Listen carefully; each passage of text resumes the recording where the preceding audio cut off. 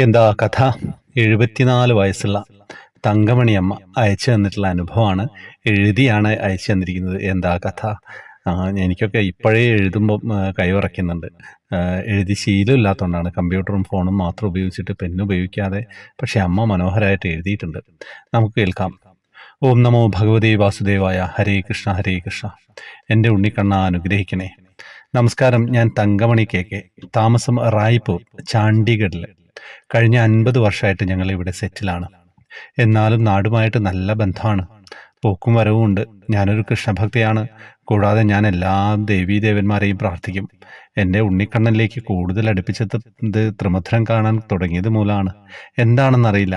Mister ശ്രീകാന്തിൻ്റെ അവതരണ ശൈലിയും അതിൽ പ്രധാന പങ്കുവഹിക്കുന്നുണ്ട്. ഇത് എഴുതുവാൻ ഒരു പ്രത്യേക കാരണമുണ്ടായി. എൻ്റെ ഉണ്ണിക്കണ്ണനെ എൻ്റെ ഒരാവശ്യം സാധിച്ചു തന്നു. ഞാൻ ആകെ 2 പ്രാവശ്യമേ ഗുരുവായൂർ അമ്പലത്തിൽ വന്നിട്ടുള്ളൂ. ആദ്യത്തെ പ്രാവശ്യം ഭഗവാനെ ഒന്ന് നല്ലതുപോലെ കാണാൻ തന്നെ പറ്റിയില്ല. പിന്നെ 2ാമത്തെ പ്രാവശ്യം ഷീട്ടെടുത്ത് കണ്ട് തൊഴുതു. തൃപ്തിയായില്ല. ഇനിയും വരണം. ഇനി എൻ്റെ അനുഭവം എഴുതാം. കഴിഞ്ഞ പ്രാവശ്യം അമ്പലത്തിൽ വരുമ്പോൾ ഞാനൊരു ചെറിയ ഉണ്ണിക്കണ്ണനെ വാങ്ങിച്ചിട്ടുണ്ടായിരുന്നു. കഴിഞ്ഞ പ്രാവശ്യം അത് കണിയൊരുക്കിയപ്പോൾ വെച്ചിരുന്നത്. എന്നാൽ ഈ പ്രാവശ്യം വിഷുവിൻ്റെ തലേ ദിവസം നോക്കിയപ്പോൾ അത് കാണുന്നില്ല. വീട്ടിലെല്ലാ സ്ഥലത്തും അലമാരയിലും ഭഗവാൻ എവിടെയാണെന്നറിയാതെ തെരഞ്ഞു കേട്ടോ. വേലക്കാരനൊക്കെയായിട്ട് 2 ആളുകളുടെ, അവരോടൊക്കെ ചോദിച്ചു. നിങ്ങൾ എടുത്തോ എന്ന് ചോദിച്ചു. എനിക്ക് വലിയ വിഷമമായി. സന്ധ്യയ്ക്ക് വിളക്ക് കത്തിച്ച് പ്രാർത്ഥിച്ചപ്പോൾ ഞാൻ കണ്ണനോട് പറഞ്ഞു, എൻ്റെ ഉണ്ണിമോനെ, എനിക്ക് നാളെ കണി വയ്ക്കാൻ അത് വേണമല്ലോ. അങ്ങനെ രാത്രി 8:30 പിറ്റേ ദിവസത്തേക്കുള്ള ഒരുക്കങ്ങൾ തുടങ്ങി. എല്ലാം ചെയ്തു. എന്താ പറയട്ടെ, ആ വിഗ്രഹം കിട്ടിയിട്ടോ. ഒരിക്കലും പ്രതീക്ഷിക്കാത്ത സ്ഥലത്ത് നിന്നും മഞ്ഞപ്പട്ടിൽ പൊതിഞ്ഞു വെച്ചിരുന്നത്. ഞാൻ പ്രാർത്ഥിച്ചപ്പോൾ പറഞ്ഞിരുന്നു, എൻ്റെ ഗുരുവായൂരപ്പ, എൻ്റെ ഉണ്ണിക്കണ്ണനെ കിട്ടിയാൽ ഞാനത് ത്രിമധുരത്തിൽ ഇട്ടേക്കാമെന്ന്. അതുകൊണ്ട് ഞാൻ റിക്വസ്റ്റ് ചെയ്യുന്നത് ഇത് ഒന്ന് വായിക്കണേ.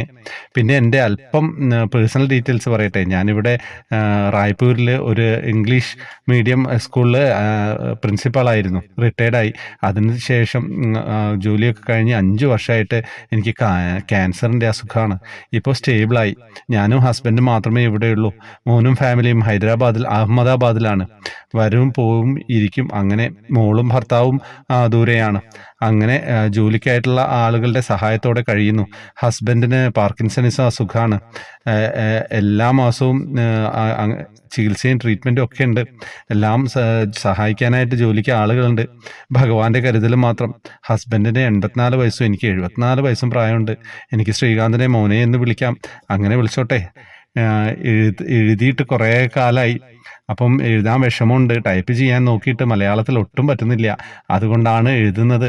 വിഷു കഴിഞ്ഞ് ഒരുപാട് ദിവസമായി. എനിക്ക് വിഷുവിനാണ് ഈ അനുഭവം ഉണ്ടായത്.